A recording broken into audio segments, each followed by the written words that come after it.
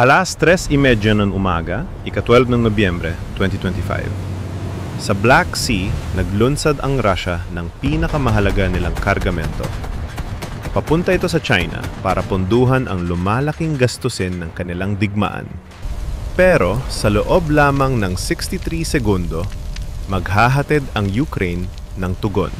Tiyak na tinutumbok ang engine room ng barko. Ginawa nitong isang malaking sunog ang tanker. Ang sandata sa pagtugon na ito ay isang 18 feet na drone na parang multo. Lumulutang ito 2 milya mula sa dalampasigan. Ang pangalan nito ay Magura V5. Ang pamunahing sandata nito ay hindi bilis, kundi physics. Dahil sa lalim nitong 1.3 feet lang, napakababa nito sa tubig. Mas maliit ang radar cross-section nito kaysa sa isang ibon sa dagat. Para sa malakas na Russian nav radar na nag-i-scan sa abot tanaw, ito ay isang anino. May patatago ito sa ibaba ng 50-foot radar horizon. Isang target na, sa practical na usapin, ay hindi umiiral. Ngunit sa loob ng Magura, may naghihintay na sorpresa. 4 na 10-inch FPV drones na tinawag na Killer Bees. Bawat isa ay armado ng 6.6-pound RPG warhead. Dito, alam ng sinumang Russian analyst na kailangan ng Magura na dumaan muna sa Siash gas rig. Ang rig na ito ay isang 260-foot na kuta na bakal. Meron itong 60 piling sundalo, IGLAS Manport portable missile at Kornet anti-tank weapon. Sa tuktok nito, nakalagay ang Neva radar. Ito ang all-seeing eye ng Russia, kayang subaybayan ang 200 targets sa loob ng 28 milya. Para sa mga tripulante ng tanker, ang kuta na yon ang nagpapalakas sa kanila. 100 milya ang layo sa Odessa. Ibang pananaw ang nakikita ng isang Ukrainian operator. Sa kanyang screen, ang tanker ay hindi barko. Ito ay isang set ng coordinates. Isang 100 milyong problema na naghihintay ng solusyon. Ang solusyon niya ay hindi kailangang talunin ng kuta. Kailangan lang itong bulagin. At ngayong gabi, may 2 tahimik na kakampi ang Ukraine upang isagawa ang operasyon. Una ay ang makapal na hamog, isang kumot na nagpababa sa visibility ng Russia sa wala pang 1 milya. Dahil dito, naging walang silbi ang kanilang mamahaling optics. Pangalawa ay ang dagat mismo. Ang 4 na talampakan na alon ay lumilikha ng patuloy na gumagalaw na takip. Ginagawa nitong imposibleng makita ang Magura V5 gamit ang mata lamang. Ang Magura V5 ay lumulutang sa 1.3-foot draft habang ang Neva radar ay bulag sa ibaba ng 50 feet. Nakahanda na ang entablado, nakatakda na ang patibong. Malapit nang matuto ang mga Ruso ng isang napakamahal na aral tungkol sa pagmamaliit. Nang makalapit ang Magura sa 0.6 milya, bumukas ang cargo bay nito na may tunog ng hydraulic hiss. Ibinunyag nito ang 4 na Killer Bees na nakahiga sa loob. Ito ay hindi sabay-sabay na paglunsad. Isa itong symphony. Una, lumipad ang FPV number 1. Hindi ito dumiretso sa rig. Sa halip, nagsimula itong umikot pataas, umabot sa taas na 200 feet. Ang trabaho nito ay hindi lumaban. Isa itong mobile relay station, isang pansamantalang satellite. Titiyakin nito na hindi mawawalan ng kontak ang mga kapatid nito kahit magkaguluman. Sumunod, lumipad ang FPVs number 3 at 4. Lumihis sila sa magkabilang panig at nagsimulang umikot ng mababa. Parang mga pating na nag-aabang, naghihintay ng pagkakataon. Sa wakas, umingay ang FPV number 2. Umiikot ang 4 na brushless motor nito sa 20,000 rounds per minute. Isang matinis na hiyaw ang umalingaw-ngaw sa katahimikan ng gabi. Pumunta ito ng diretso sa siege rig. At pagkatapos, inaktibo nito ang Mirage Electronic Warfare Package. Hindi ito conventional radio jamming. Mas tuso ito.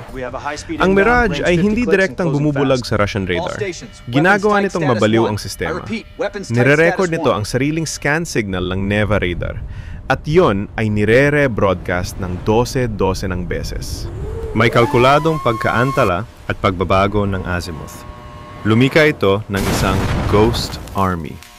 Sa screen ng Russian operator sa loob ng siege control room, ang isang blip ay naging digital nightmare. 40.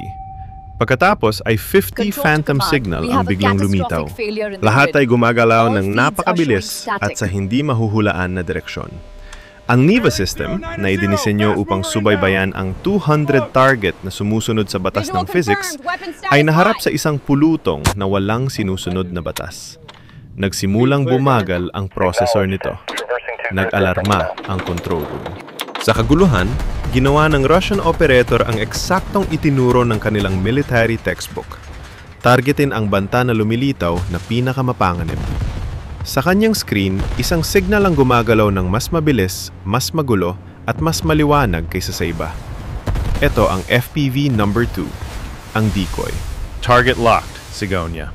Isang Igla-S missile ang inilunsad mula sa balikat ng isa pang sundalo. Isang guhit ng apoy ang bumulusok sa hamog. Ang missile, na ginagabayan ng infrared, ay sumunod sa heat signature na nagpupumilit na motor ng FPV number 2. At yun mismo ang inaasahan ng mga Ukrainian planner. Isang maliwanag na bulang apoy ang sumabog sa kalangitan. Tumama ang Igla-S missile. Naglaho ang FPV number 2 at ang Mirage package nito. At kasama nito, nawala ang 49 ghost signals sa Russian radar screen. Sa loob ng control room, nagkaroon ng sandaling katahimikan, pagkatapos ay sigawan ng kaligayahan. Naisip nilang napigilan nila ang pangunahing pag-atake. Ngunit, nagkamali sila. Nagsayang sila ng mahalagang missile at ng kanilang atensyon sa isang teknolohikal na panlinlang. Habang nagbiriwang sila, ang FPV number 1, ang signal relay, ay kalmadong umikot sa itaas. Patuloy itong nagpapadala ng perpektong data stream. At ang FPV number 3, ang unang pating, ay nakatanggap na ng signal para umatake. Tumigil ito sa pag-ikot. Itinutok nito ang ilong nito at bumilis. Nagbago ito mula sa isang pasyenteng maninila tungo sa isang guided projectile. Ang target nito ay ang isang bahagi ng kagamitan na nagpapahintulot sa C-Shrig na maging kuta, ang NEVA radar antenna. Sa kamera ng drone, nakikita ng operator ang mundo na mabilis na umiikot habang sumisid siya. Ang napakalaking istruktura ng bakal ng rig ay lumalaki sa kanyang paningin. Meron siyang isang pagkakataon para gawing 100 milyong scrap metal ang all-seeing eye ng Russia. Bumalik sa Russian control room, ang maikling sandali ng pagdiriwang ay nawasak. Isang bagong alarma ang umaling-aungaw. Isang high-speed contact ang lumitaw na tila nagmula sa wala. Nasa loob na ito ng minimum engagement range nila. Masyadong mabilis! Contact bearing 090! Diving! Sigaw ng operator. Wala na silang oras para maghanap ng sagot. Ang 6.6-pound RPG warhead na nakakabit sa FPV number 3 ay isang obra maestra ng brutal physics. Hindi lang ito simpleng pagsabog. Isa itong shaped charge, dinisenyo para likhain ang Monroe effect. Sa impact, ang explosive charge ay hindi lang sumasabog palabas. Ito ay nagpo-focus ng buong enerhiya nito papasok. Ginagawa nitong isang jet ng natunaw na metal, ang isang copper cone liner.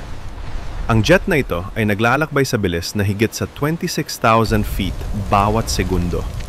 Tumama ang drone sa base ng antenna assembly. Sa isang microsecond, walang nangyari. Pagkatapos, sumabog ang shape charge. Ang natunaw na copper jet ay tumagos sa aluminum housing ng antenna na parang papel. Agad nitong pinunit ang maselang high-frequency waveguide. Ito ang component na nagdadala ng mga signal ng radar. Ang pagsabog ay naglakbay pababa sa waveguide na parang kidlat. Pinirito nito ang bawat sensitive electronic component sa dinadaanan nito. Para sa mga sundalo sa rig, ang pagsabog ay nakakagulat na maliit. Isang matalim na kalabog, isang flash ng liwanag, at isang pag-ulan ng sparks. Ngunit sa control room, ang epekto ay mapaminsala. Ang bawat screen na konektado sa NEVA radar ay sabay-sabay na nag-itim. Ang nakapagpapahinahong sweep ng radar line ay nawala. Pinalitan ito ng patay at tahimik na static. Nagdilim ang kanilang mundo. Sila ay bulag na at malapit nang umatake ang pangalawang pating. Ang buong layered defense ng Savage rig ay binuo sa paligid ng electronic eye na iyon. Ang katahimikan sa control room ay tumagal lamang ng 1 segundo. Sinira ito ng boses ng commander na sumisigaw sa radyo. Visual acquisition! Zuzu suppressing fire! Sunugin ang anumang gumagalaw! Sa open deck, hindi na kailangan ng Zu-23 gunner ng pangalawang utos. Ang trabaho niya ay hindi na precision targeting.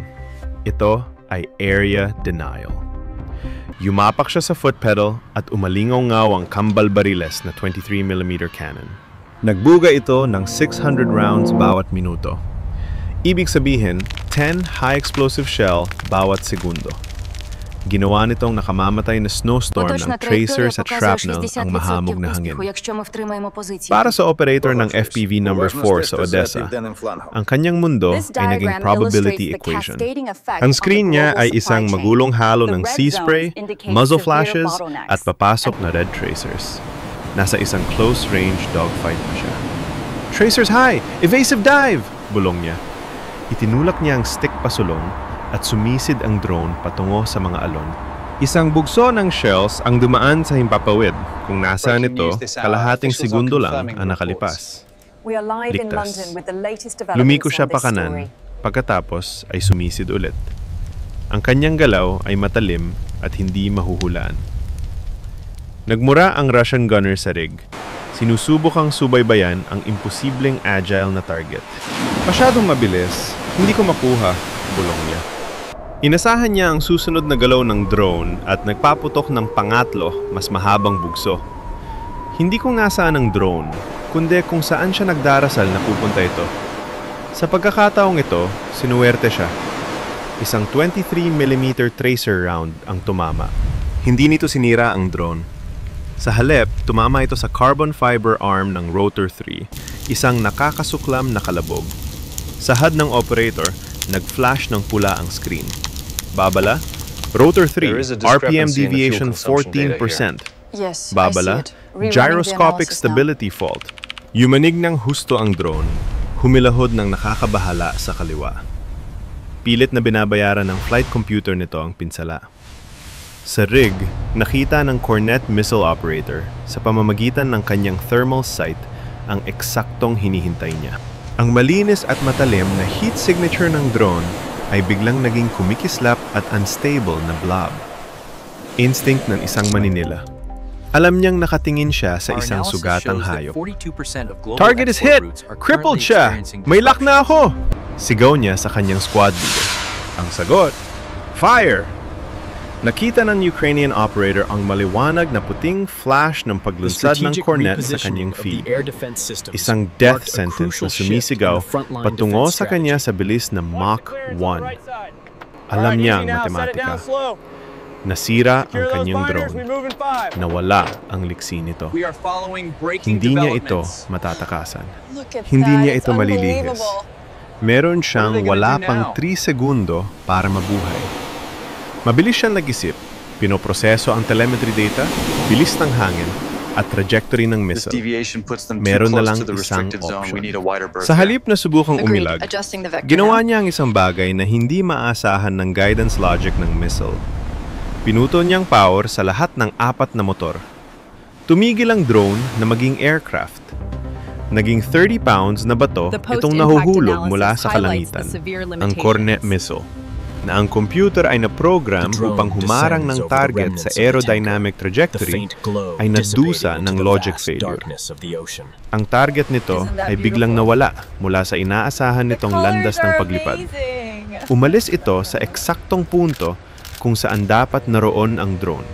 Isang perpektong tira laban sa isang target na wala na. Isang mintis.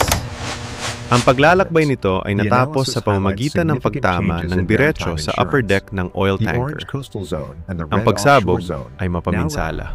Ang tandem-charged warhead ng missile na dinisenyo upang talunin ang reactive armor ng isang main battle tank ay madaling sinira ang 20mm steel deck ng tanker. Ngunit ang tunay na pinsala ay ang sumunod. Ang nagliliyab pa ring rocket motor ng missile ay bumaon ng malalim sa isang network ng high-pressure fuel lines. Agad nitong sinindihan ang crude oil. Isang geyser ng apoy at itim na usok ang sumambulat sa kalangitan. Ang mga Ruso, sa kanilang sandali ng inaasahang tagumpay, ay naging instrumento ng kanilang sariling nakamamanghang sakuna. Ang Magura ay umalingonggaw sa 42 knots. Ang 5-segundong countdown sa pagbangga ay nagsimula. Ang lahat ng tao sa rig ngayon at bawat analyst na nanonood ay nag-akala na tapos na ang misyon. Nagkamali sila. Isang malalim, kakaibang ingay, mas mabigat at mas nagbabanta kaysa anumang drone, ang biglang pumutol sa tunog ng putukan. Ito ang Magura. Ito ang finisher. Ang drone boat ay lumundag pasulong. Ang water jet propulsion nito ay nagtulak dito sa nakakapasong bilis na 42 knots. Ang target nito ay perpektong naliwanagan ng apoy na sinimulan ng kanyang kalaban. Ang engine room ng tanker, vulnerable at nakalantad. Sa bridge ng tanker, ang mga sigaw ng takot ng crew sa radyo ay nalunod ng isang bagong nakakatakot na pag-iisip. Nakita nilang 2 200-pound, 90 kilog, ng masamang balita ang sumisigaw patungo sa kanila sa ibabaw ng tubig. Ito ang bangka! Umatake ang bangka! Lumiko! Lumiko! 5 segundo bago ang impact. 4, 3. Ito ay isang banggaan ng physics at matinding puwersa. Una, may kinetic energy. 1.2 milyong foot-pounds. Ito ay katumbas ng isang freight train na tumama sa isang pader na ladrilyo na nagpasira sa hulid na balangkas. Pagkatapos, sumabog ang 500-pound TNT warhead. Lumika ito ng 1,500 PSI shockwave. Hindi lang ito butas ang ginawa.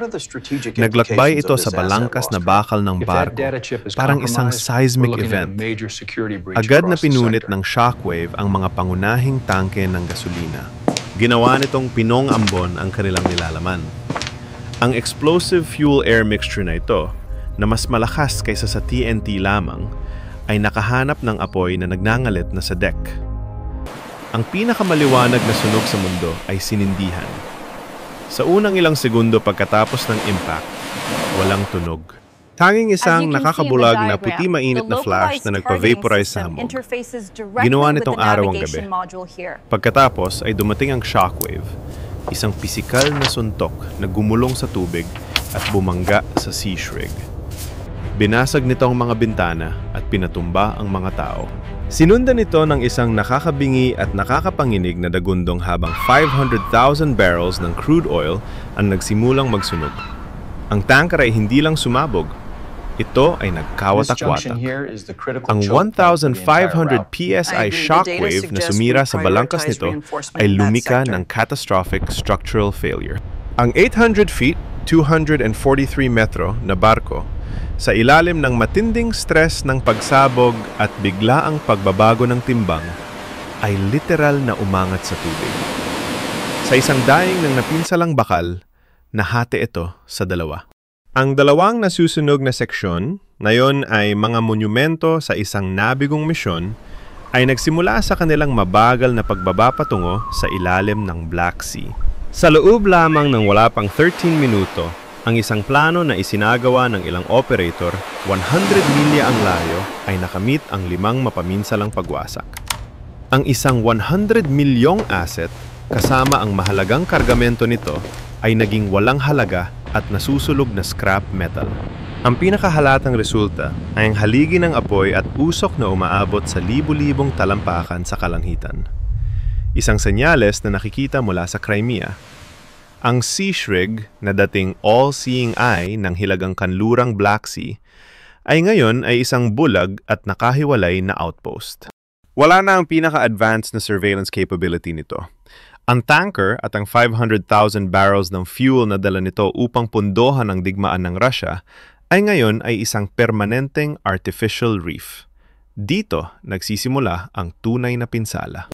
Ang pagkawala ng isang tanker mula sa shadow fleet ng Russia ay isang problema. Alam na ngayon ng Russia na ang kanilang pangunahing paraan ng sanctions busting gamit ang luma at hindi nakasigurong mga tanker na protektado ng static na military outpost ay isang nabigong estratehiya. Ang International Maritime Insurance Market na nag-iingat na sa mga ghost ship na ito ay itatalaga na ngayon ang buong hilagang kanlurang Black Sea bilang isang war risk zone. Dahil dito, tataas ng husto ang premium. Ang tanging alternatibo ng Russia ay ipadaan ang kanilang oil shipments sa siksik na Arctic Passage. Isang paglalakbay na tumatagal ng mas matagal na linggo at nagkakahalaga ng milyon-milyong dolyar pa bawat biyahe. Hindi lang isang barko ang pinalubog ng Ukraine. Nakasira sila sa buong shadow economy ng Moscow. Epektibo nilang pinutol ang Black Sea oil exports ng Russia ng 5%. Habang ang Russian Ministry of Defense ay nagkakanda-ugaga sa paglabas ng pahayag tungkol sa technical malfunction at sunog na dulot ng hindi maayos na pag-imbak ng kagamitan. Ang satellite imagery mula sa NASA at Maxar kasama ang 12-12 ng viral video mula sa mga taga-Crimea ay nagkukwento ng ibang istorya. Ang alamat ng hindi matitinag na kuta ng Black Sea ni Putin, isang naratiba na ginugol niya ng mga taon sa pagbuo, ay nawasak sa isang gabi. Ito ang checkmate. Ang pag-atake ay lumika ng isang imposible na strategic dilemma para sa Moscow. Upang maiwasan na mangyari itong muli, kailangan nilang ilipat ang kanilang pinaka-advanced at pinakamahalagang air defense system tulad ng Panserm palayo sa front lines sa mga lugar tulad ng Donbas. I-deploy nila ang mga ito upang protektahan ang static at low-value asset tulad ng oil rigs at ports. Bawat Panserm system na inilipat upang bantayan ng isang gas rig ay isang mas mababang sistema na nagpoprotekta sa isang Russian armored column mula sa Ukrainian attack helicopters. Ang isang napakatalinong operasyong ito na binuo sa isang panlilinlang at isinagawa ng may katumpakan ay pumilit sa Russia na gamitin ang sarili nitong lakas upang pahinain ang sarili. Tingnan natin ang panghuling matematika sa obra maestra na ito ng asymmetric warfare. Isang ginamit na unmanned boat na nagkakahalaga ng humigit kumulang $250,000 plus 4 na FPV drones na nagkakahalaga ng mas mababa sa presyo ng ilang gaming PC. Nawala ang isang 100 milyong tanker. At napilayan nito ang buong shadow fleet logistics ng Russia sa Black Sea. Iyan ang uri ng strategic win na nagbabago sa buong dynamic ng isang digmaan.